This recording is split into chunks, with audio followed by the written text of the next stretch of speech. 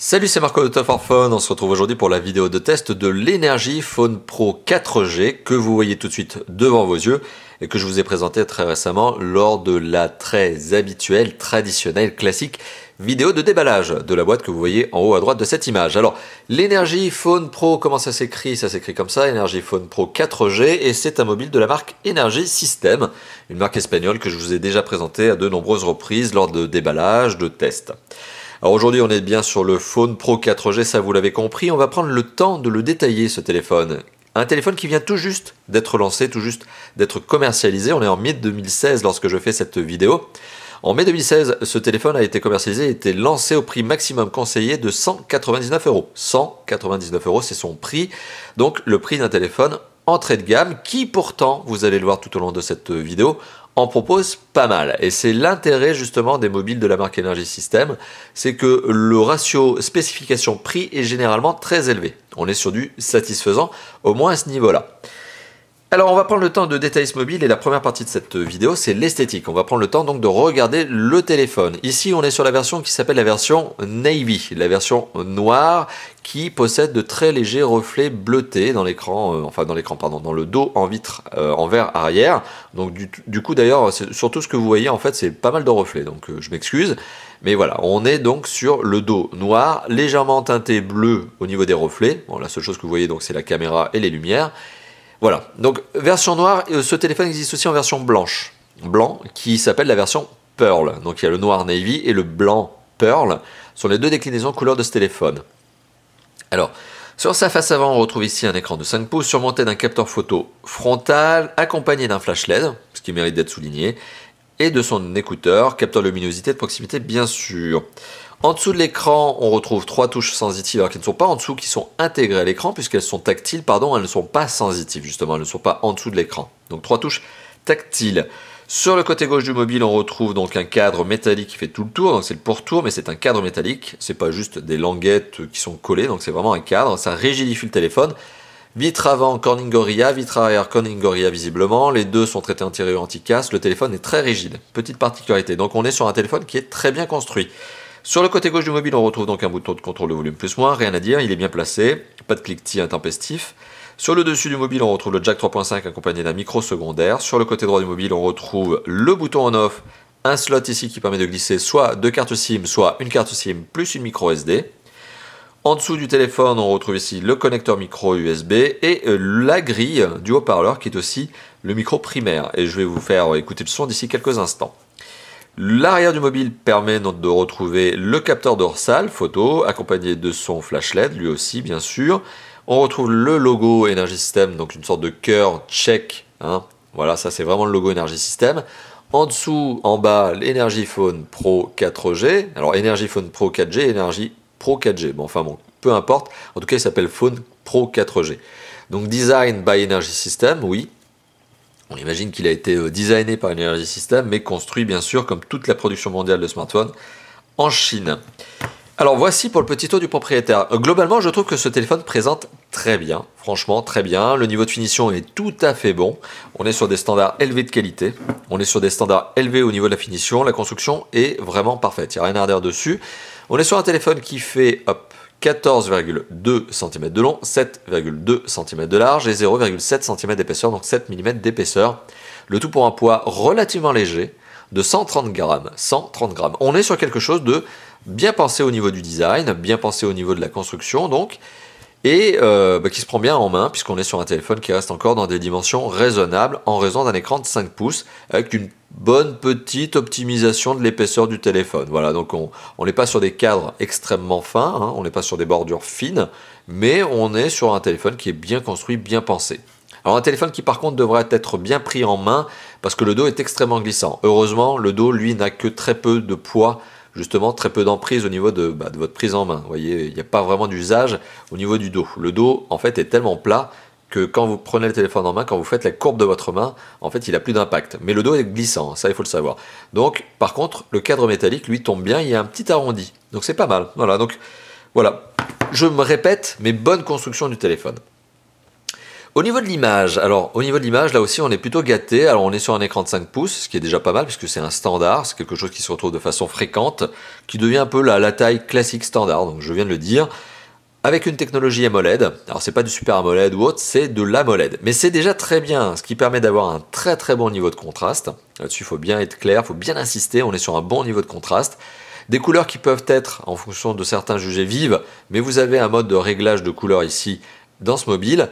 Et une densité, alors une résolution déjà, je vais vous donner ça, résolution HD, on est sur un 1280 pixels par 720 pixels, donc résolution HD, et ce qui nous donne une densité de 294 ppp, pixels par pouce. Donc, diagonale d'écran satisfaisante, technologie AMOLED très satisfaisante au niveau des contrastes et des couleurs, résolution HD, donc densité de pixels juste à côté des 300 pixels par pouce, donc on n'est pas loin, donc c'est tout à fait satisfaisant au niveau de l'image.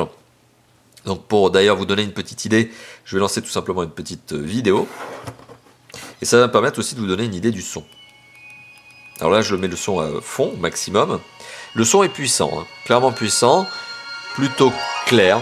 Voilà, il n'y a pas trop de problème de grésillement. Et bonne idée, donc comme je vous l'ai dit, le son est placé ici, hein, sur ce haut-parleur, tranche inférieure. Voilà, là j'essaie de l'étouffer.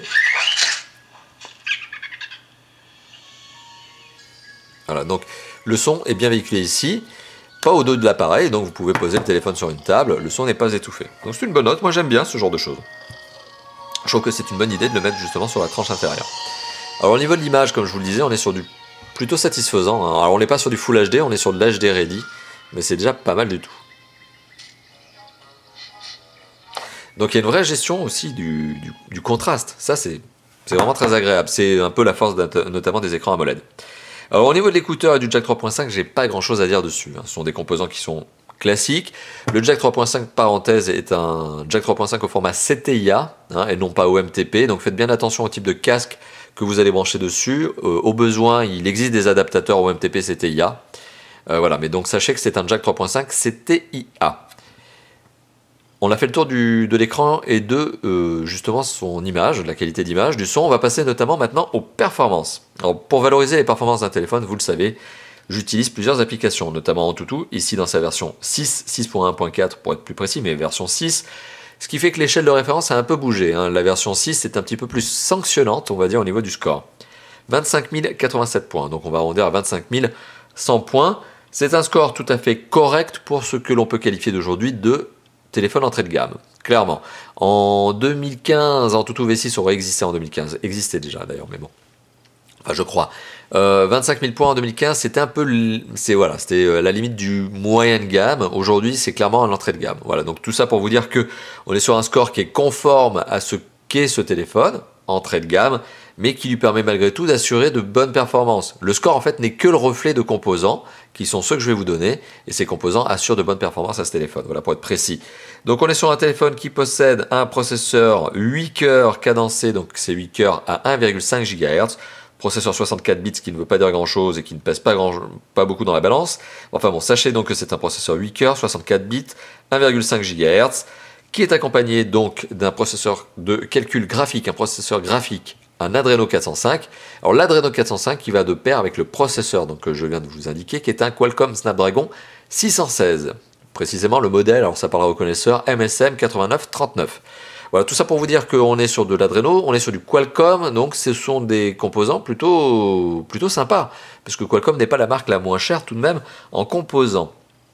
Alors à côté de ça, on a 2 Go de RAM, et ça aussi c'est un bon point supplémentaire. Donc 2 Go de RAM, de mémoire vive. Pour ce qui est de la mémoire de stockage, on est sur 16 Go de ROM, de mémoire de stockage interne, que vous pouvez compléter par une micro SD. Je le rappelle, si vous mettez la micro SD dans le slot de carte SIM prévu à cet effet, c'est fait pour, eh bien vous ne pouvez plus avoir un téléphone ici double SIM, mais uniquement simple SIM plus micro SD. Voilà. Alors, parenthèse supplémentaire sur la mémoire de stockage interne, je vous ai dit qu'il y en avait 16 Go, oui, il y a bien 16 Go, sauf que lorsque vous allumez le téléphone pour la première fois, sur les 16 Go revendiqués par le constructeur, il n'y en a plus que 10,7 qui sont exploitables par l'utilisateur. Le reste est notamment pris par le système d'exploitation. Alors, le système d'exploitation sur lequel je reviendrai d'ici quelques instants, mais en attendant, je vais parler de la connectivité. Et d'ailleurs, ça m'amène à vous dire que je viens de me rendre compte que j'avais oublié deux choses. D'ailleurs, deux choses. Première chose, Epic Citadel. Alors j'ai oublié de vous montrer Epic Citadel. Je ne vais pas laisser le test en entier parce que c'est hyper long. Je vous rassure. Je vous rassure, ça va juste me permettre de vous donner une idée de l'image. Imaginez donc que l'on est dans une démo, certes, mais de jeu 3D. Jeu 3D que vous pouvez configurer pour être plus ou moins gourmand en termes de qualité graphique. Alors Epic Citadel, j'utilise notamment deux modes pour valoriser les performances d'un mobile. J'utilise le mode haute performance, où la qualité graphique est plutôt légère. Et à contrario, j'utilise le mode ultra haute qualité graphique.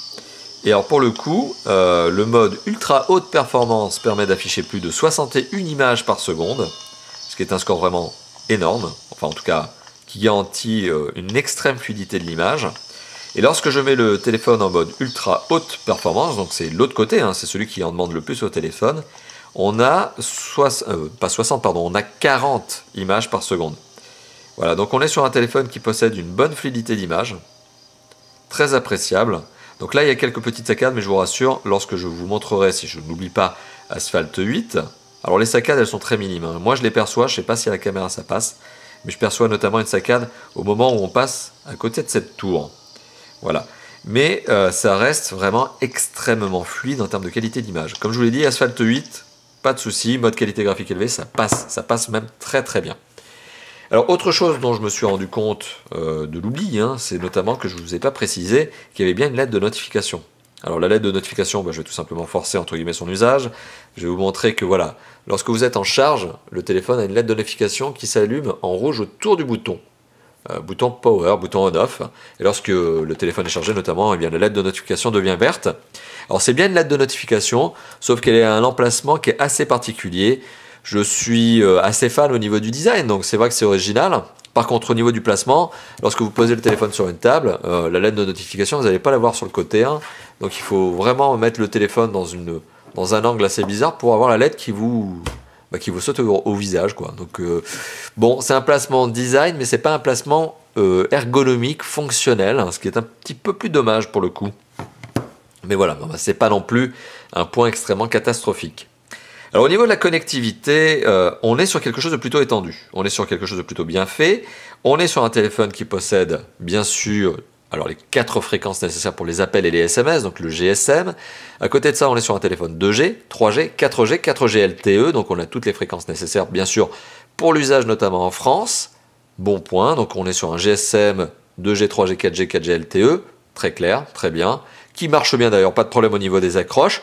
Au niveau des accroches de 4G aussi, GSM, mais aussi au niveau du Wi-Fi, du Bluetooth qui sont proposés sur ce téléphone. On a aussi du AGPS GLONASS, micro SD, ça je vous l'ai indiqué plusieurs fois, jusqu'à 128 Go de mémoire supplémentaire, micro USB, je vous l'ai montré à l'instant notamment en utilisant ce câble de recharge, USB OTG, vous avez aussi un jack 3.5 CTIA sur le dessus du mobile, voilà, et petite parenthèse, qui peut plaire à certains, vous avez de la radio FM. Voilà, j'enlève les petites poussières. Vous avez aussi la possibilité d'utiliser la radio FM sur ce téléphone, mais pour le coup, vous êtes obligé de brancher un kit piéton sur le jack 3.5 en guise d'antenne. Alors on est sur un téléphone qui dispose d'une bonne connectivité, que ce soit en termes de fréquence, bien sûr, en termes de nombre de connexions possibles, de connectivité, pardon, de normes, mais aussi en termes de DAS. Voilà, donc on est sur un téléphone qui possède un DAS satisfaisant de 0,41, pas du tout, pardon, je vais être plus précis, 0,431 watts par kilo, ce qui permet notamment d'avoir un DAS qui est dans la bonne norme, dans le bon standard, aujourd'hui en 2016, pour un téléphone construction 2016. Alors petite parenthèse, quand on parle de connectivité, il manque deux fréquences, mais je suis pas certain connexion, je suis pas certain qu'on puisse vraiment dire que ça manque. Il manque le NFC, bon personnellement, j'en ai toujours pas l'usage, et l'infrarouge. Voilà, même chose, j'en ai pas vraiment l'usage. Alors certains d'entre vous qui êtes en train de regarder cette vidéo vont peut-être regretter justement cet aspect-là. Pour ma part, je trouve que c'est pas non plus indispensable. Donc c'est pour ça que je peux pas vraiment critiquer le téléphone sur cet aspect-là. Au niveau du système d'exploitation, les utilisateurs avisés, les amateurs avisés auront reconnu, peut-être vous d'ailleurs qui êtes en train de regarder cette vidéo, donc auront reconnu un Android. Alors on est sur un Android, ce qui est relativement classique, normal d'ailleurs, la question ne se pose même quasiment plus aujourd'hui. On est sur un Android, alors pour le coup 5.1.1 Lollipop. Alors 5.1.1 Lollipop, sur lequel Energy System a appliqué une très légère surcouche, notamment avec un peu de fond d'écran, notamment avec quelques icônes retravaillées, et deux autres choses, Energy Music, qui est un lecteur MP3, un petit peu retravaillé. Voilà. Un petit lecteur MP3 retravaillé, un petit peu de design en plus. Ok. Et aussi, l'application appareil photo a été un peu retravaillée aussi. Alors, l'application appareil photo sur laquelle je vais revenir, mais voilà, mais il y a un peu de retravail au niveau de l'application photo. Mais c'est très minime, ça reste vraiment très minime. Tout ça pour vous dire qu'au final, on est sur un téléphone qui possède un système d'exploitation qui est tout à fait satisfaisant, donc Android 5.1, pour lequel donc ce téléphone, on a peu d'espoir à se faire quant à un passage à la 6.0. Je doute vraiment qu'Energy System fasse une mise à jour en 6.0, ça m'étonnerait énormément. Par contre, avoir des patchs correctifs, ça oui, il y en aura, puisque Energy System nous a habitués à ce genre de choses. C'est-à-dire comme toutes les marques qui sont un peu sérieuses, donner un suivi à son téléphone en publiant régulièrement des petits patchs qui permettent de régler des petits bugs par exemple. Bon, voilà, donc je pense qu'on est clairement parti pour rester ici sur un 5.1 Lollipop avec une très légère petite surcouche. Vous l'avez vu, j'en ai fait le tour très rapidement. Et c'est pas plus mal, hein, parce que ça permet au téléphone d'être plus efficace, d'avoir moins de ressources consommées par une surcouche qui pourrait être éventuellement jugée inutile par certains. Ici, on est sur un téléphone qui fonctionne parfaitement bien avec un bon système d'exploitation. Voilà, j'enfonce vraiment le clou, mais c'est vraiment pour vous faire comprendre que Android 5.1, c'est parfaitement adapté à ce téléphone. Le téléphone est parfaitement à l'aise avec ce système. Alors au niveau de l'usage, alors vous le savez, je ne vais pas m'attarder sur des usages comme le lecteur MP3, le lecteur vidéo, puisque vous l'avez vu, il suffit d'installer VLC, on a tout ce qu'il faut. Je ne vais pas m'attarder sur le fait que le téléphone est capable d'appeler, d'envoyer des SMS, des emails, lire une page web. Bon, tout ça, c'est des usages très classiques de nos jours. Je peux m'attarder par contre sur Asphalt 8, dont je vous ai parlé il y a quelques instants, pour vous prouver qu'en termes de qualité graphique, en termes de fluidité d'image, il n'y a pas de souci à se faire. Alors oui, je sais que certains vont me dire dans les commentaires de cette vidéo, d'ailleurs lâchez-vous dans les commentaires de la vidéo, hein. Je sais que certains d'entre vous vont me dire qu'il y a plus gourmand aujourd'hui qu'Asphalt 8 en jeu 3D. Vous avez raison, il y a plus gourmand. Alors, petite séquence de jeu, Asphalt 8. Vous allez voir, on est en mode qualité graphique élevée, hein, bien sûr, je le précise. Je le reprécise. Et ça marche de manière tout à fait fluide.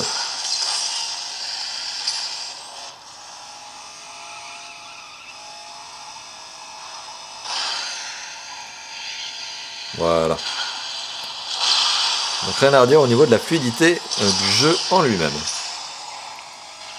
Il est parfaitement possible de jouer et de manière agréable sur ce téléphone. Voilà, donc ça c'était pour la petite séquence de jeu. Donc on est en train de parler de l'usage. Donc oui, ce téléphone fait console de jeu portable, bien sûr. Ce téléphone peut aussi, et c'est l'un des usages sur lesquels se distinguent les téléphones aujourd'hui, peut prendre des photos. Alors pour la qualité photo, on est sur du plutôt correct. Voilà, c'est satisfaisant. Alors c'est pas un photophone, hein, c'est pas le photophone de ouf, mais les photos sont relativement de bonne qualité. Celles qui sont prises avec le capteur dorsal. Alors, petite parenthèse, comme d'habitude, vous retrouverez des échantillons photos pris avec ce téléphone sur le site de Top 4 Phone, dont vous retrouvez d'ailleurs un lien ici cliquable, et aussi je vais essayer de le mettre dans la description de la vidéo. Alors, l'autofocus est efficace, rapide. Vous avez quelques modes de paramétrage au niveau des prises de photos, notamment retardateur, etc. Retardateur, pardon, et je ne vais pas m'attarder dessus. Vous avez la possibilité de débrayer les ISO, le flash aussi. Au niveau de la qualité de l'appareil photo dorsal, donc rien à redire dessus. En plus, le téléphone gère bien la macro. Il n'y a vraiment pas à se plaindre.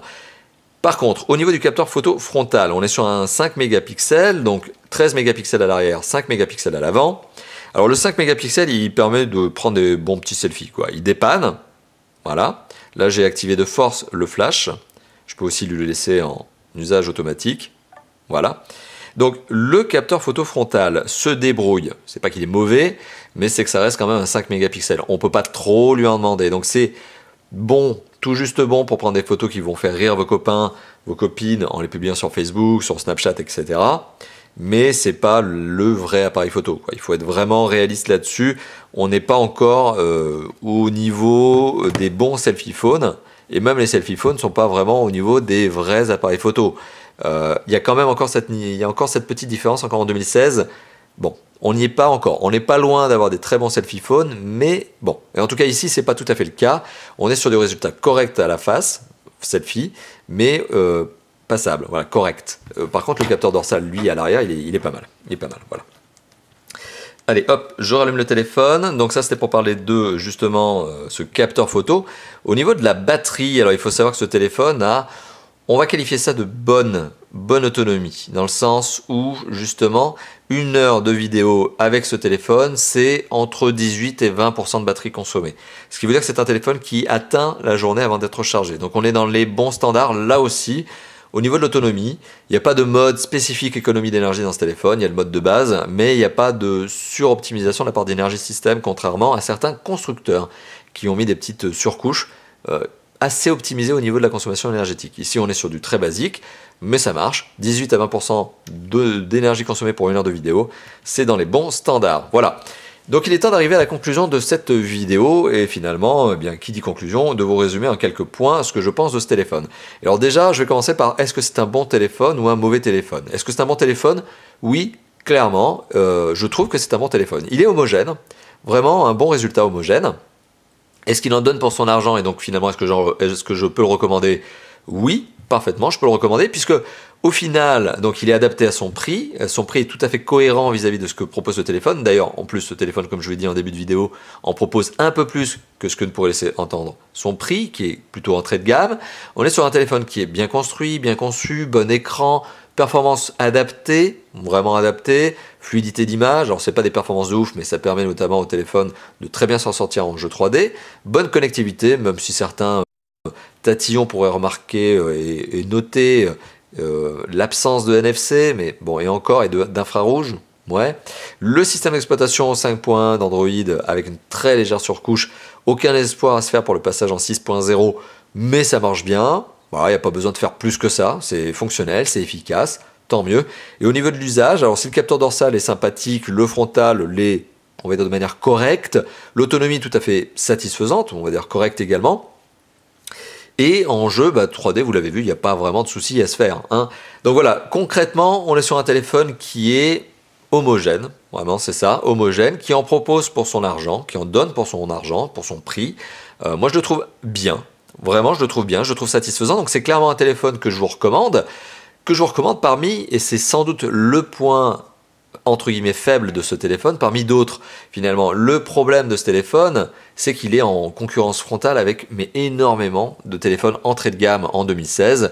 On peut citer notamment le Honor 5X, bon, qui commence à dater un peu, mais qui est vendu à un prix très agressif, qui en propose aussi. On peut citer notamment le Samsung Galaxy J3 2016, qui aussi est dans les mêmes ordres de prix et qui en propose pour son argent. On peut également citer le LG K10, voilà, tout autant de téléphones que je vous ai déjà présentés en test et avec lequel ce fameux Phone Pro 4G va s'attaquer, va se concurrencer en frontal. Ce qui fait que finalement ce téléphone n'a pas de réel point négatif, il est sympa, je vous le recommande, mais il est en face de tout un tas d'autres téléphones qui sont aussi bons.